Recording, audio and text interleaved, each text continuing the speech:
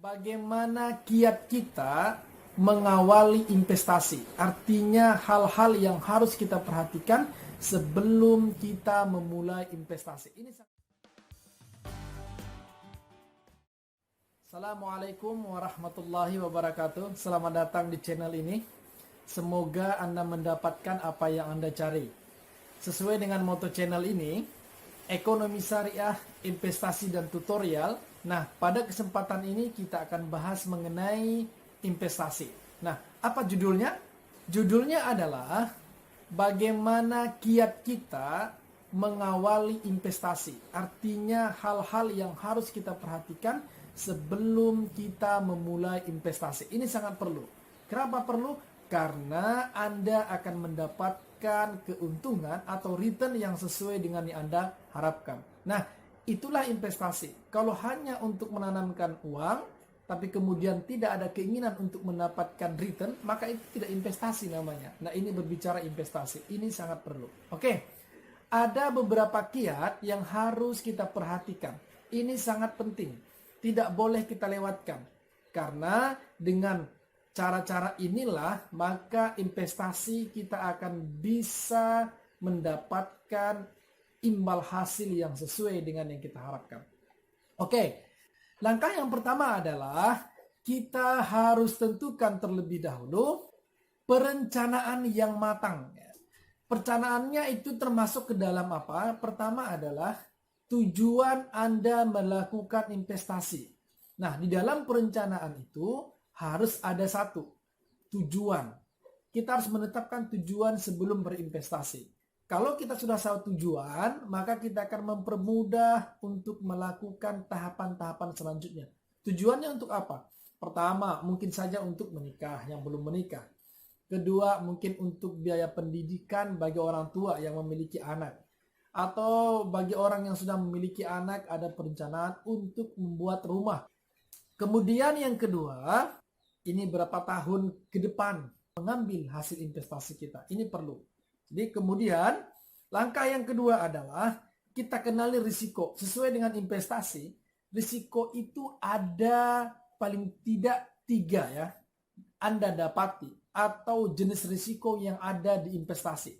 Yang pertama yang sering disebutkan risiko untuk investasi itulah konservatif. Apa konservatif?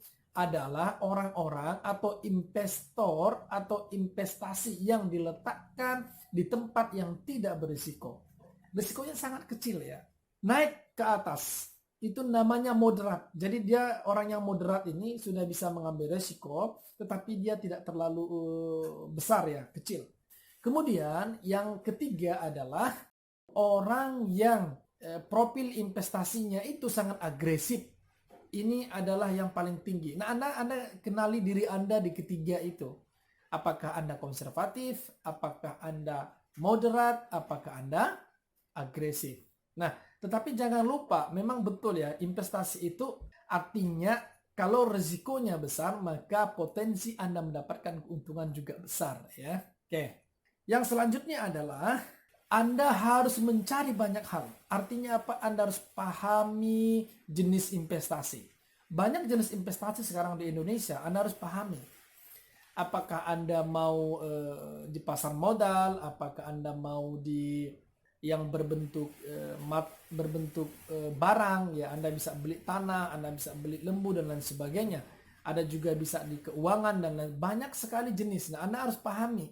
Jadi semua jenis investasi itu apapun namanya memiliki risiko dan juga memiliki potensi keuntungan. Kita kembali, semakin besar keuntungan maka berpotensi semakin besar kerugian. Nah, oke.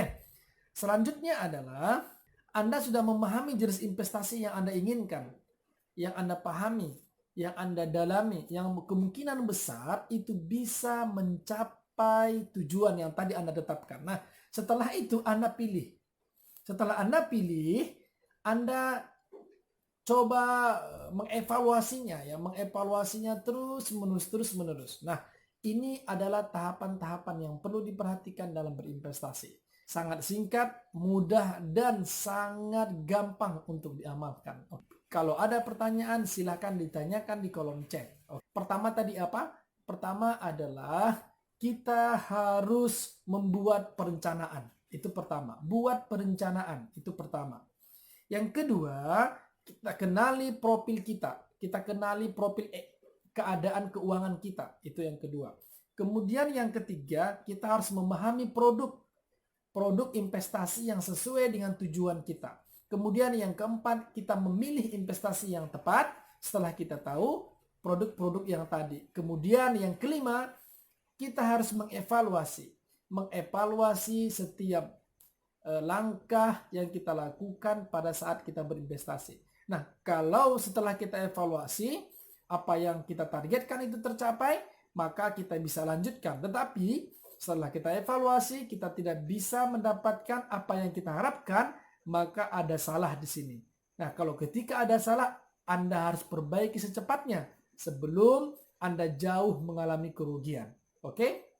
Ini adalah kiat yang harus dilakukan sebelum berinvestasi. Salam investasi.